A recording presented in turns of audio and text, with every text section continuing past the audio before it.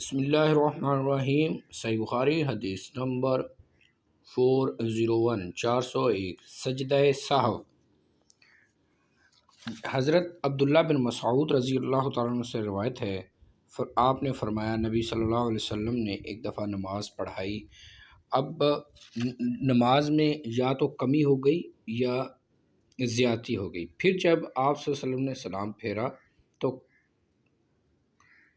تو کہا گیا یا رسول اللہ، کیا نماز میں کوئی نیا حکم آیا ہے؟ آپ صلی اللہ علیہ وسلم نے فرمایا آخر کیا بات ہے؟ لوگوں نے کہا آپ نے اتنی رکعتیں پڑھی ہیں۔ یہ سن کر آپ صلی اللہ علیہ وسلم نے اپنے دونوں پاؤں پھیرے اور قبلہ کی طرف منہ کر لیا اور سہو کے 2 سجدے کیے اور سلام پھیرا۔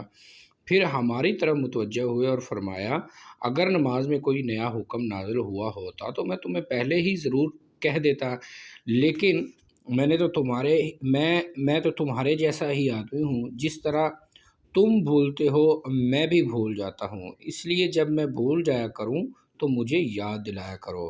اگر کسی کو نماز میں شک ہو جائے تو اس وقت ٹھیک بات سوچ لے اور اسی کے مطابق نماز پوری کرے، پھر سلام پھیر کر 2 سجدے سہو کے کر لے۔ یعنی نماز میں اگر کوئی کمی بیشی ہو جاتی ہے، مطلب